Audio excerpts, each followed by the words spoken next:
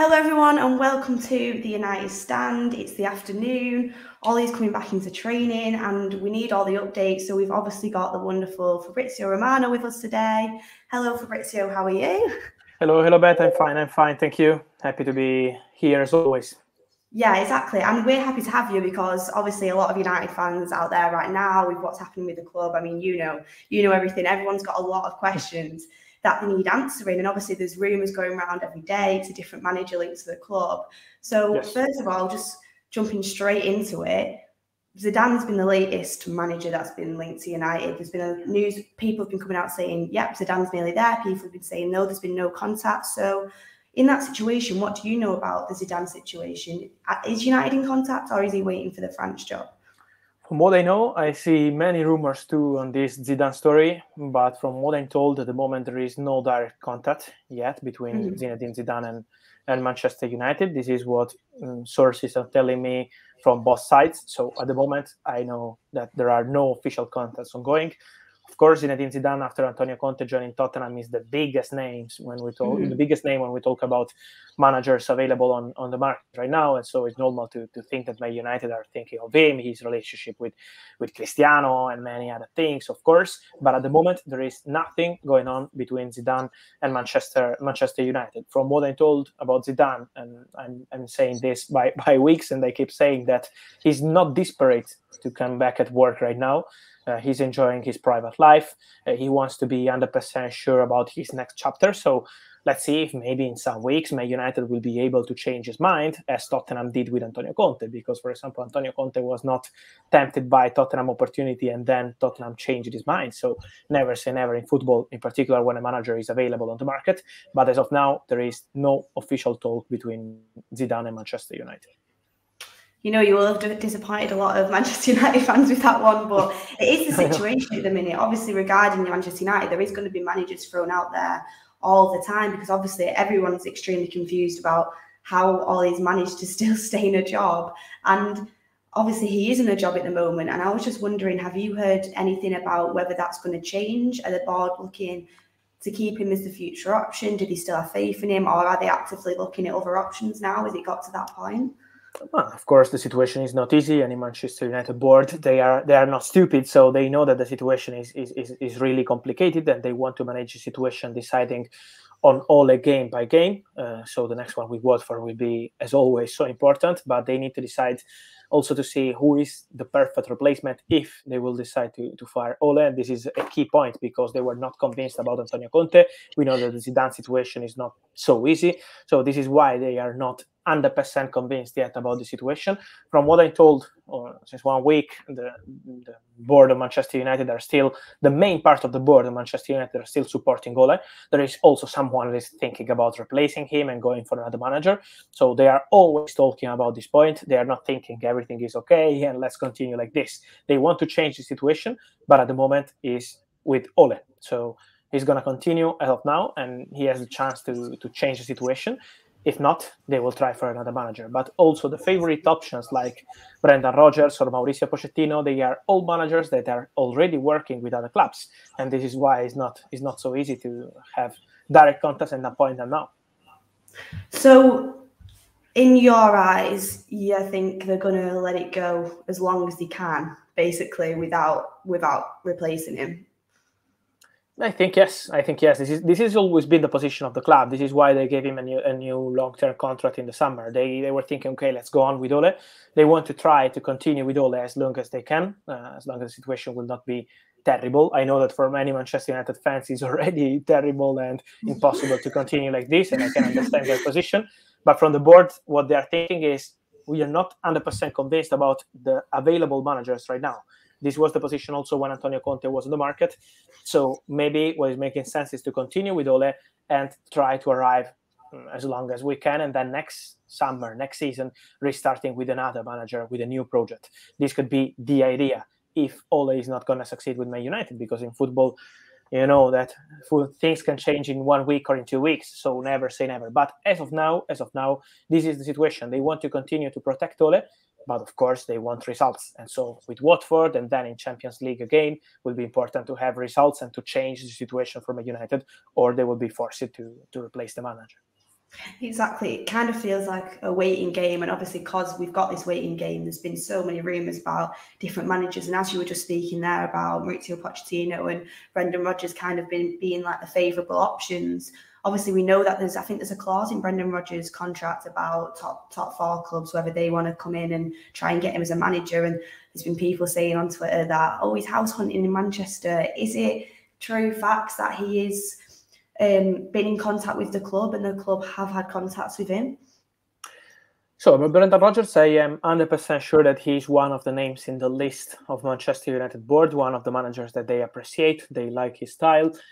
So he's always been rated in a high way by Manchester United board. But I'm told that at the moment it's still not time for direct contacts, because the first step has to be from Brendan Rodgers himself. He was in touch with many clubs because also Newcastle wanted him. He had many opportunities and he was very respectful with Leicester. So he has always been super respectful with Leicester. So it's up to him. If he will change his mind and decide to talk with Man United, we will see. But at the moment, it's still quiet situation because he knows that Manchester United appreciates him.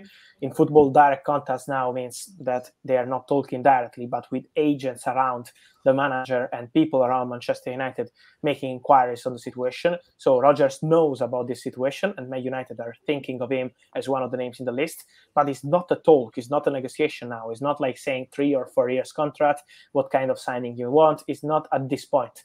It's just an interest, but it's nothing else at the moment, as they have interest also for Mauricio Pochettino, but he's working for PSG and he's 100% focused on PSG. So this is why also it's not easy to fire Ole and think about the replacement, because they don't have many names available on the market right now.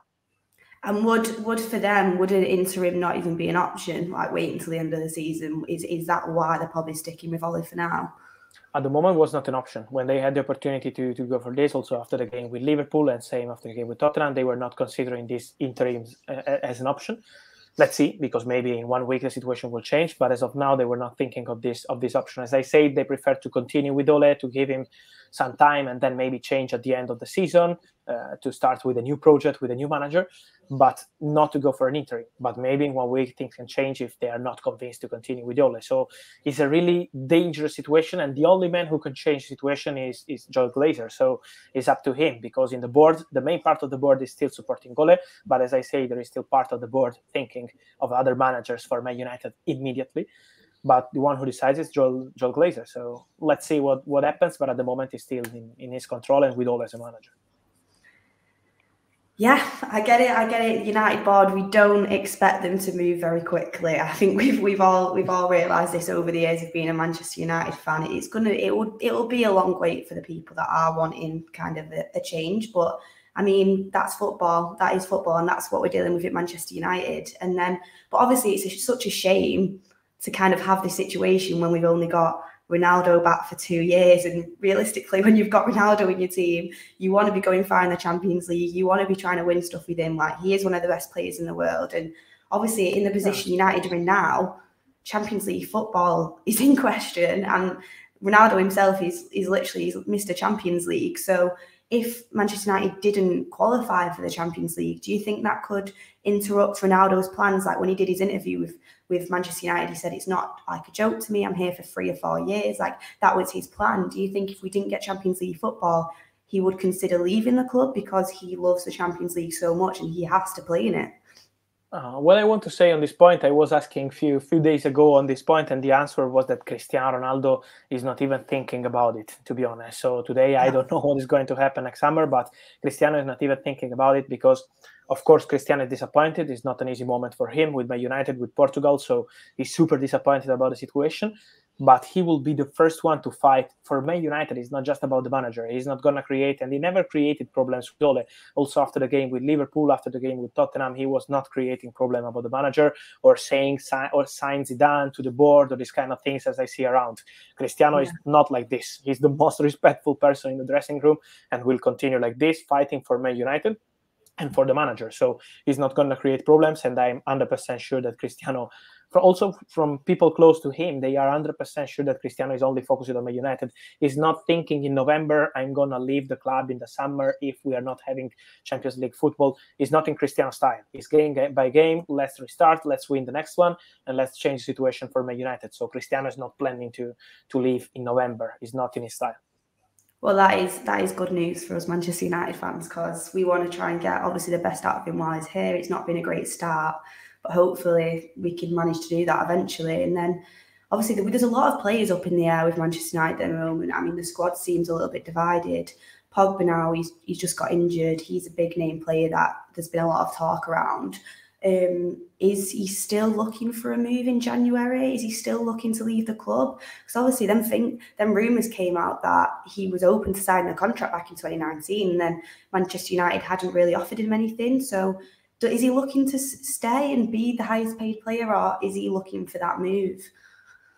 I think a move in January is really unlikely, also because of his agent Mino Raiola's style. You know, if he wants to change, he will change, I think, in the summer, with the possibility to decide by himself which club is the best one, which league is the best one for him, which city, because it's also about personal life. Let's remember that Paul Pogba spent his entire life, his entire career playing for Juventus and Manchester United. So always Turin and Manchester. So it's also up to him to decide if he wants to continue in Manchester, or if he wants to change his personal life, if he wants to change his club, maybe a new league to try a final league in his career.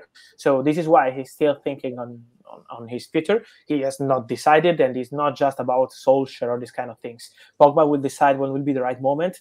And my point of view is something I can understand. In this moment for Man United, we don't know what is going to happen with the manager, what is going to happen next season. So they need to rebuild this part of the project after an amazing summer, because the summer for Man United on the transfer market was fantastic. So they need to rebuild on the manager side to see what they want to do with Ole, or maybe with a new one. So Pogba wants to wait and see what is going to be the world situation, and also for himself, for his family. It's not just if Ole leaves, Pogba will sign. It's not like this. He will decide at the right moment, when he will think that everything will be set. And I don't see Pogba deciding in January, because in January they need to find an agreement also with Man United. 4 months later, he will decide by himself and pick his favorite club if he wants to leave Man United, because he has not decided yet. So it's still an open situation, but I think in January, so unlikely. It's making no sense also for the strategy of Pogba. It's making sense for Man United, but not for Pogba. And Mino Raiola is so smart on negotiations. Exactly. Mino Raiola always gets the better of us, doesn't he? Like, it always happens. Obviously, another player that his career has come under question. I think we've both spoke about it before on these interviews. We're confused as he's not got the game time at Manchester United, and we think he's a great player in Donnie Van Der Beek, but obviously he's still not really getting the game time. There's many rumours circulating that he's going to want to move in January, which I wouldn't blame him for. Is that still going ahead? Is he likely to go for a move? And if he does, do you think it would be a loan, or do you think it would be basically the end of his career at Manchester United? I think it's going to be complicated to find a proposal for a permanent deal for Van der Beek in this moment, after more than 1 year not playing football, or just as replacement. So it's not going to be easy to find a club ready to pay immediately 40 million euro for Donny, and maybe it's making sense to have a loan with buy option or potential obligation in case of some conditions. So this is why I think the negotiation will be open. We will see. I never say never in football, but 100% the situation of Donny Van Der Beek, I think, is super clear now. From what I'm told, he wants to play. So if the situation will continue like this, Ole or not Ole, or maybe with another manager, but he wants to play. It's not just about the manager. He wants to play, and he wants to be an important player for his team. And I think he deserves, as we said many times. I'm still told that he's training so hard, that he's super professional, that he's so respectful with his teammates. His teammates love him. Also in the dressing room, all the teammates are speaking super positive of Donny. So they know that he's super professional and he deserves something different. This is why, if the situation will continue as it's going on now, in November, in October, in September, Donny will leave Manchester United in January. He changed his agent because he wants to leave. He wants to try something new. He loves Man United, so it's a crazy situation, because he loves the club, he loves the fans, but he knows that if he's not playing, it's making no sense to continue 2 years in the same club with no game time. So this is why I expect Donny to leave Man United in January, if nothing will change. Then, as we said many times, never say never, but we are always on the same point. He's not a starter of this team, and this is a huge problem for a talented and fantastic player like Van der Beek.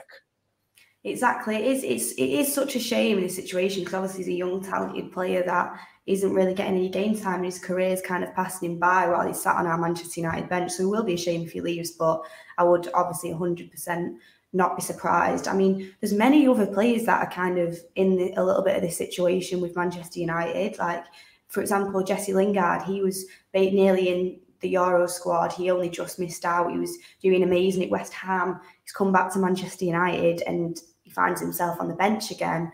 Do you know if there's anything around Jesse Lingard? Is it a similar situation in his head? He needs game time, or else he's going to have to look for that move? Yeah, it's a similar situation with a difference, as we know that he's out of contract in June, and so he's similar also to Pogba's situation because he wants to wait. He was not convinced about the opening proposal from Man United during the summer to extend his contract. Then, at the beginning of the season, he was open to talk with Man United, and Man United were pushing. You remember that Ole also said that they were still talking with his father, so hoping to change the situation to sign the contract with Lingard. But now he's not playing. And so he's similar to Van Der Beek because he wants to play and he wants to have a plan for his future.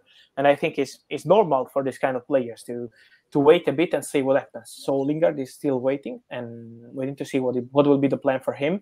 If in his plan he will not be, I can say a starter, but an important player for Man United, he will be ready to leave the club with many possibilities as a free agent. So this is the situation right now. Manchester United are not giving up, so they still want Lingard to sign the contract, but it's the same for Pogba, and it's going to be the same, for example, for Bruno. For Bruno, it's a completely different situation. It's not something alarming for Man United. He wants to stay. He's super happy. There is a lot of optimism, but because of this situation of the results of Man United is taking long, they want to sign the new contract in August or maybe in July, and they were not able because of Cristiano, Varane, Sancho. They were working on many deals. Now they're still negotiating. Let's see when it will be possible, but also Bruno is in this new contract list. Yeah, it's hard because a lot of these players are in the same situation at Manchester United and everything's up in the air. So we'll just kind of have to wait and see what happens with players' game times, what happens with the contracts and everything like that. But we'll just obviously have to wait and see on that front. I mean, there's players not getting game time, but I still think, and a lot of the fans still think, there's positions in that team where we still kind of need a few more transfers. And for me, CDM is a massive issue in our team, but not only CDM. In January, could you see, if Ollie is still there, if he's not, could you see Manchester United go out and back him again and give him a bit more money to spend in the January transfer window? Because obviously in the summer, we know that he wanted a midfielder, but he didn't get one. Do you think you could see anything happen in the incomings of Manchester United in January? I think it's not going to be super easy to sign top players in January in this position in particular, because when we mentioned Tchouaméni is more than 55 million euro, for Declan Rice is more than 80 million euro. So signing top players in this position is going to be, I think, complicated in January, as always, because January transfer window is always complicated. It's more about opportunities.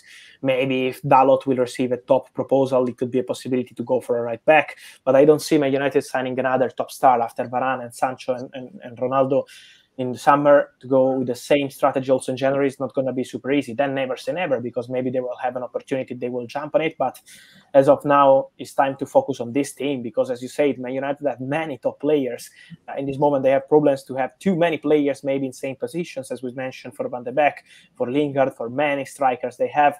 So at the moment, it's important to understand what is going to happen with the manager, and then they will have a strategy for January, because at the moment it's time to focus on the pitch, to see what is going to happen with Ole, and then to move forward and see what is going to happen for January transfer window. But I don't see anything super big happening in January, to be honest, at the moment. Yeah, neither do I. I think it's going to be hard for all sides, for all sides of the party.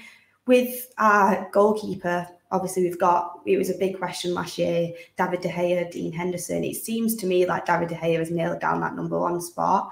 Do you think that David, one, is going to keep his #1 spot? Is that Solskjaer's plans? And two, is Henderson going to look for a move away? Like, is the rumours from that concrete? Like, is he going to end up leaving the club? Yes, I'm told there is a possibility. It's not 100% sure yet, but it's one of the possibilities they are discussing together with the player, to send him on loan, maybe on 18 months loan, to give him some game time and to show they trust him maybe for the future. So let's see if they will have the right opportunity. We have a lot of rumors also about Newcastle, but it's still in the air from what I'm told, and they still need to take a final decision with the player. So it's going to take some weeks to have the final answer on this side. But it's a possibility, because as you mentioned, David De Gea is doing great and Man United are super happy with him, so he's the starter. Yeah, exactly. Well, thank you so much, Fabrizio. We've got some great insight there. And obviously, it's always really nice to get your insight and to give the fans some kind of update on what's happening, because everyone's really eager to see. It's such a difficult time for Manchester United at the minute, but I appreciate you coming on and giving us an update. Thank you. Thank you as always. Super pleasure, and see you soon here on United Stand. Thank you. Exactly. We'll see you on the next one. Thank you for coming on. Thank you. Well, guys, that was the Fabrizio Romano interview. In a difficult time for Manchester United at the moment, I'm not going to lie, when we were speaking on the show last night on the Sunday night show, oh, by the way, if you haven't seen that, I thought we'd finish the show and we were still live. So you have about 2 minutes of me thinking I was off air. So that's the funny one if you want to go and catch up on that. But anyway, we had the Fabrizio Romano interview then, and obviously in this difficult time for Manchester United, I feel like at this moment in time, we've got so many, I think the majority of our fan base feel like there's need for change in the management department. I feel like either people are super strong Ollie out, people are like, yeah, I do think we need a change, but I don't want to say anything bad about him. Well, this is where I stand. And then there's people that are like, oh, but maybe you can turn it around, or maybe you can do this, but secretly behind closed doors, they just don't want to say it, but they know that it's time for a change. And do you know what, guys? You cannot blame anyone for thinking that, because as I was saying yesterday, it's the most logical situation. We've discussed it so many times. I generally do believe that any other club in the league in this situation, bar probably Manchester City or Liverpool, because of the loyalties to the manager and what they've done for what the managers have already won and done for their clubs at the moment. I even think Chelsea would have got rid of Tuchel by this point, despite winning the Champions League, because they're just ruthless and they want to be constantly winning. Any other board would have sacked the manager. I mean, Norwich were in a better run of form than us. Norwich over I think it was the past 5 games or 4 games, they were in a better run of form of us. Their manager still got sacked. And the thing is about Manchester United, I think the only thing that's keeping Ollie in a job right now is the fact, as Fabrizio said, they never saw this coming. The board put all of the faith in Ollie in the summer when they gave him that new contract. They backed him after Europa League loss. I mean, Manchester United, as I've said many times, I actually don't think they watch the football. The people that are making the decisions, I don't think they watch the football. So all they would have seen last year is second place, Champions League football, and a final, nearly getting a trophy. That's how they would have looked at it, and they would have thought, a good summer and that's enough to please the fans and keep the money rolling in. That is their situation on it. So as Fabrizio said, they've not planned anything. They don't know what they're going to do. And their options that they are looking at, which I think we now know, guys, that the 2 favourable options that Manchester United are looking at are Brendan Rodgers and Mauricio Pochettino. I don't know how you guys feel about them options. A few other options excite me a lot more. Like, I prefer the Zidane, Ten Hag side, but I'm not sure I feel linked to them guys. From what Fabrizio was saying, when we mentioned Zidane, it was like no contacts, despite all the rumours, despite everyone on Twitter saying that Zidane's been in contact. I think Fabrizio, he's such a reliable journalist that he would have known if there'd been some sort of contact, and obviously there's not been. And I think that's such a shame, because despite, as I said, Ten Hag would be my first option. Despite that, Zidane would be a great option, and he'd be an exciting option. He's got the personality to come into that dressing room, get hold of these players. He's literally worked with Cristiano before, he's worked with Varane before, Pogba would be excited to stay and play under him. I genuinely feel like everyone in that dressing room would respect him because of what he's done in football in his playing career. But he's also gone out and won 3 Champions Leagues with Real Madrid. And I know everyone says, myself being guilty at times in the comments, well, anyone could have won leagues and Champions Leagues with that Real Madrid side. 100%, that was a ridiculous quality, talented side to have, 1,000,000%, but you still can't take away the fact he's won 3 Champions Leagues. Like, you would say that Manchester United have an extremely talented squad, not on the level that Real Madrid team was, but we've got an extremely talented squad, and Ollie can't get a tune out of him. We're not even fighting for third at the moment. We're fighting for mid-table. Like, it is a bad situation that we're in. So Manchester United not going looking at a Zidane type figure to come in and kind of get hold of this dressing room and get them back on track and get the winning mentality like instilled into them, because I think that's a massive thing that we're losing, by obviously a couple of players like Ronaldo and all other experienced players like Cavani. I think a massive thing we are missing is that winning mentality. So the fact Manchester United aren't looking at that, for me now, isn't a great sign. I personally think that's a sign that we're going to either go down the more safe option with either Brendan Rodgers or Mauricio Pochettino, or genuinely we're just going to try and leave it, like Fabrizio kind of admitted, leave it as long as it can go, as long as it can physically go, until the fans, the pundits, I mean, I don't know if they'll ever like say he needs to go, but they're going to leave it as long as possible, where there's literally, I think it's going to have to be until it's mathematically impossible for us to get to the Champions League spots. That's when I think he'll have to go, and possibly even the end of the season. Like Fabrizio was saying, we had the chance to get the interim manager in after the Liverpool game. Manchester United said no. Manchester United didn't want to do that. So I don't think an interim is an option. I think maybe in Manchester United's head, if they were looking to start a new project at the end of the season, like Fabrizio was saying, they would kind of stick with Ollie as that interim. One, it saves them money. Two, it means you don't have to make any big moves. And then at the end of the season, they're going to have to end up sacking him. Like, the board are incompetent, but I mean, he is going to have to go at the end of the season. There's no if or buts about it. Like, it is inevitable. He is a dead man walking. It is going to happen. But I feel like the board will look at him as that interim till the summer. So I think, I'm not going to lie, guys, I think it's going to be a massive situation in the summer for us, because I don't think Ollie can turn it around. When Fabrizio was saying he's got these games now and he needs to get results, I'm not confident whatsoever. I think he's lost a lot of the players.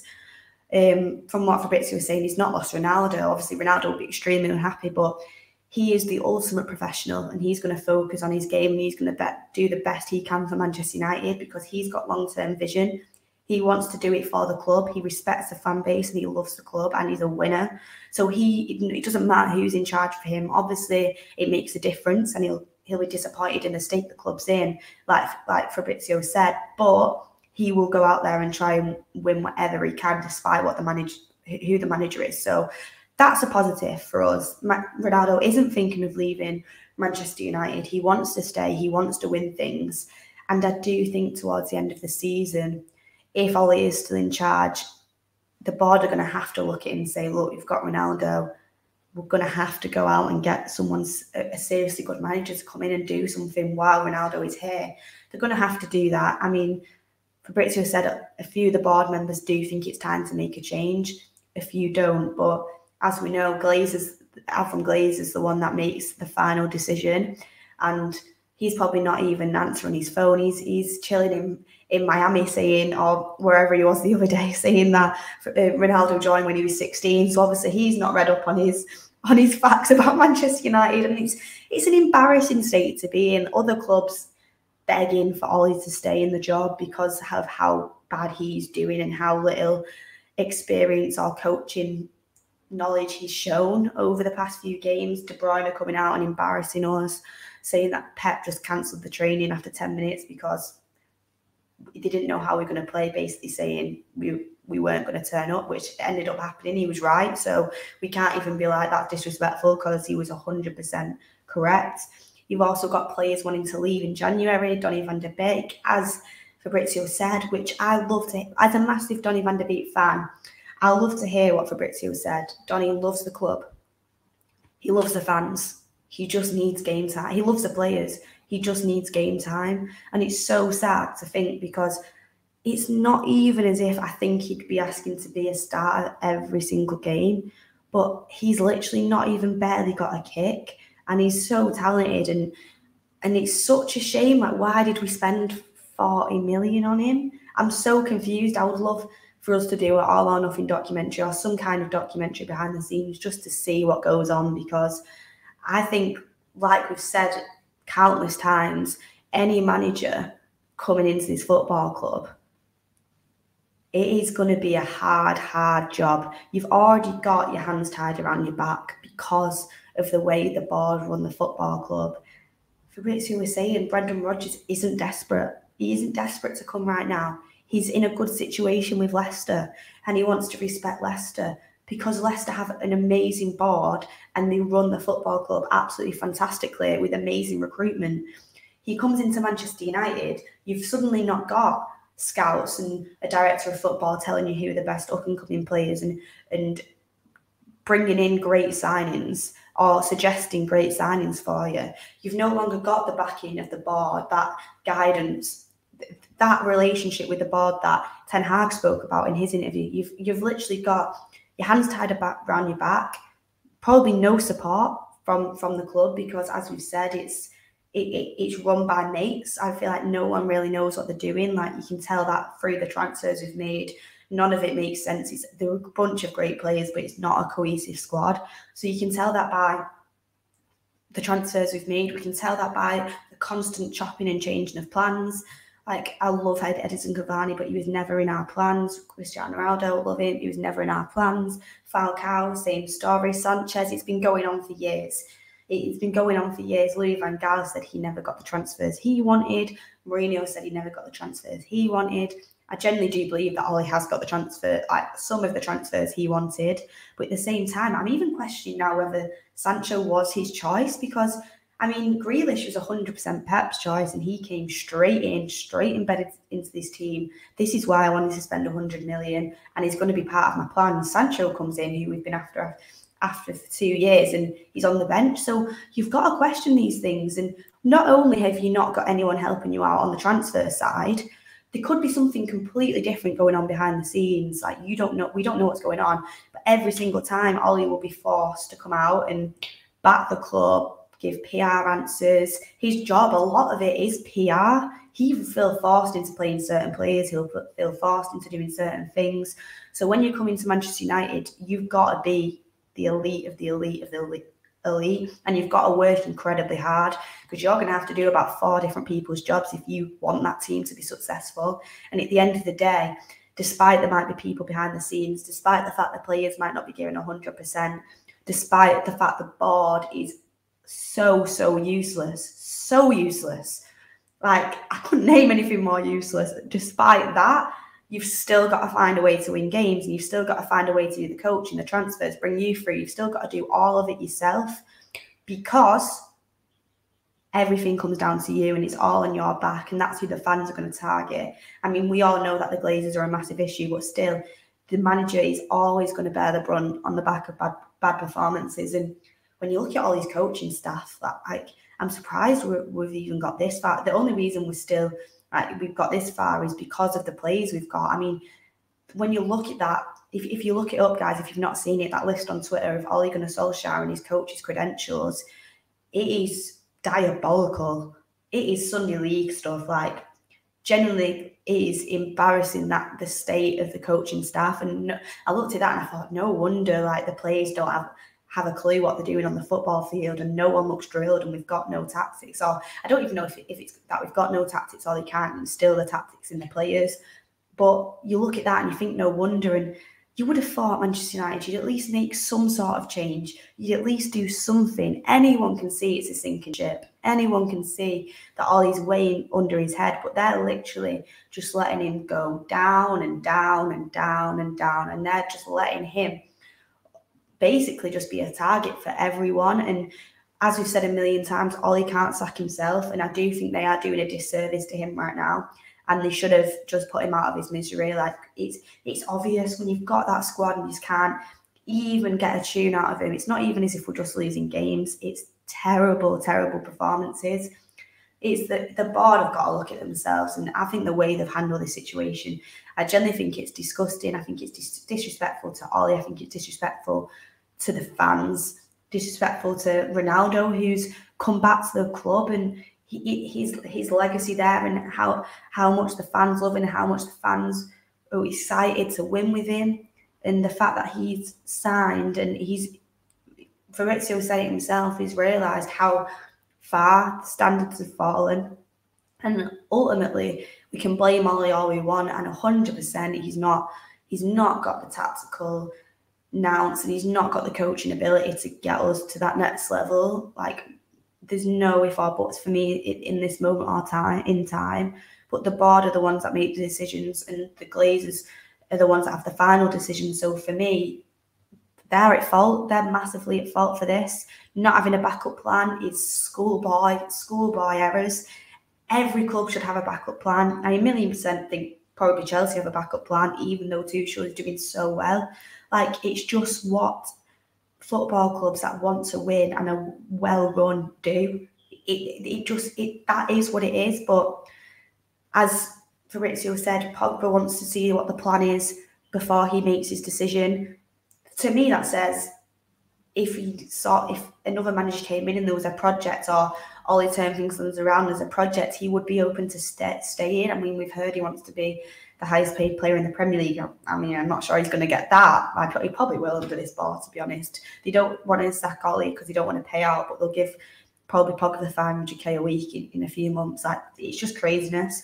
So Pogba might be leaving. Donnie definitely will be leaving. But an exciting thing for me on that subject is the fact that he'll have a loan deal. It's heading towards a loan deal in January, which is what Fabrizio said, which is 100% what I would want in this situation. Because say you get a loan deal for Donnie Van Der Beek, you get to see him play every week, which is all I want to do, because I want to see what kind of talent we've got in our hands. I mean, we've all said we think he's talented, but when you're not seeing someone play game in, game out, you can't exactly pinpoint how much potential they've got. I want to see what position he actually is going to play in his career. He said he can play either pivot or 10, but he even said in the interview he did that he'd probably in this team he'd be more of a pivot player. So we're in desperate need of one of them. I won't even mention the word that we're thinking of. I mean, I made it up, so you can all know what I'm thinking of. But we desperately need a pivot player. I want to see how he works in a team. I want to see if he's got that ability to go and score goals. What's his defensive work like? And then it also gives him an opportunity.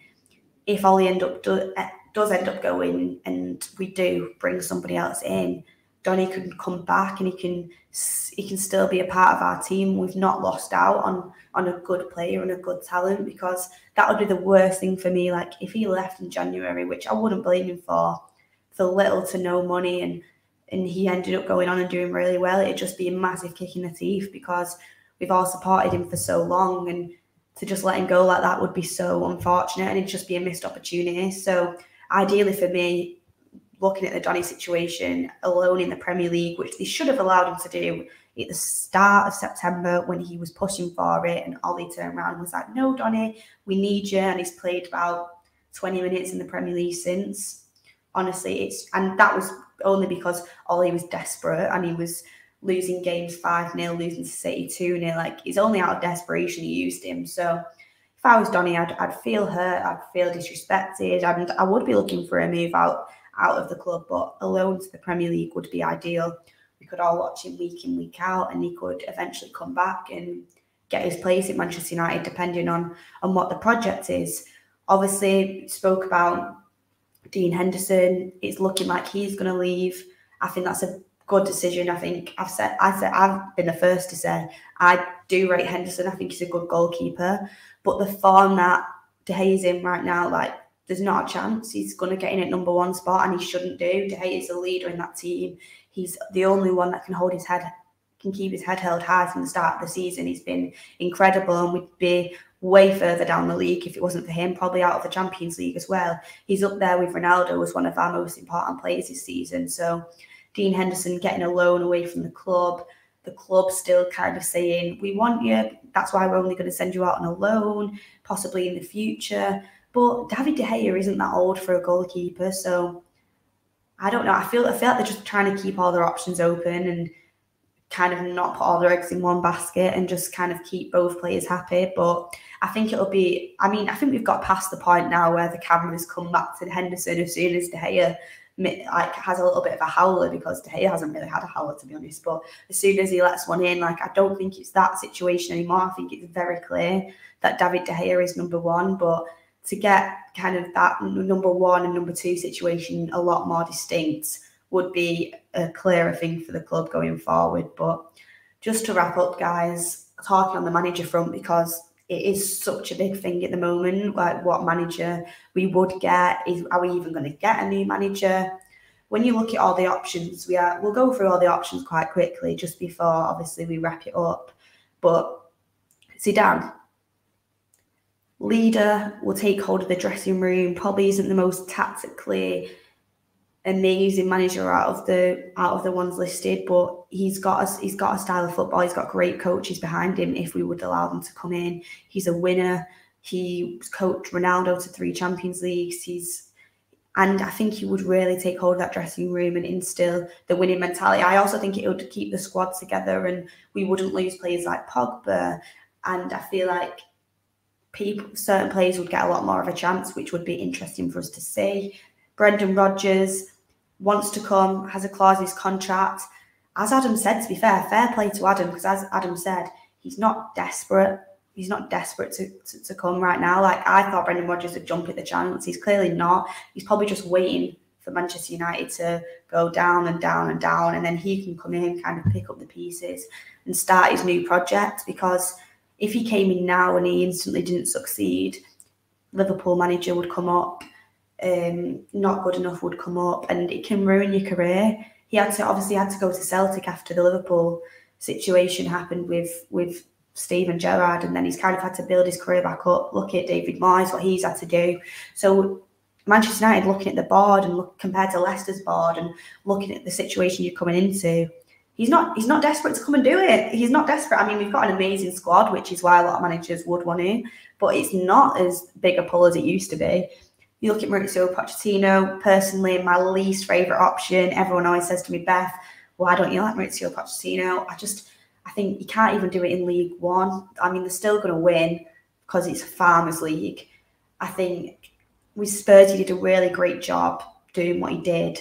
And I think he played a good style of football with a bad squad. Give him credit for that. But at the end of the day, he should have won the league the year that Leicester won it, and he bottled it. He's bottled the Champions League. He's bottled.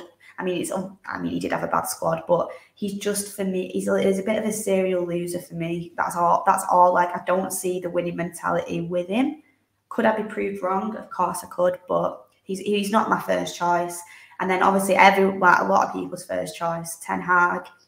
Personally, we've not been linked to him whatsoever right now, and that's why I didn't bring it up in the Fabrizio interview, because last time we spoke to him, he said, do you know what, like, he's happy at Ajax, like, it'd be the end of the season job for him. But I still think that's the only bonus point of leaving it till the end of the season. We could get a seriously good manager like Ten Hag in.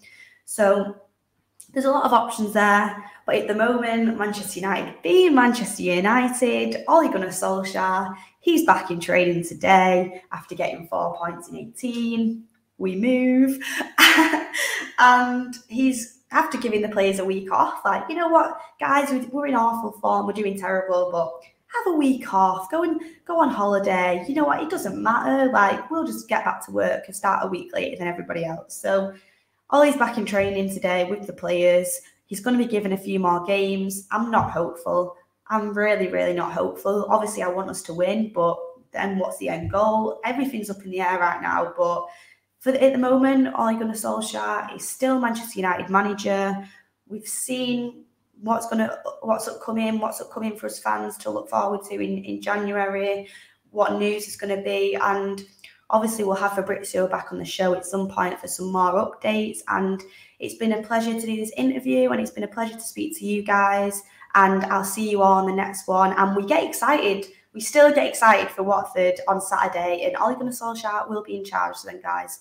And it'll be interesting to see what team he picks and how he lines up. So thank you for joining me today, guys, and I'll see you on the next one.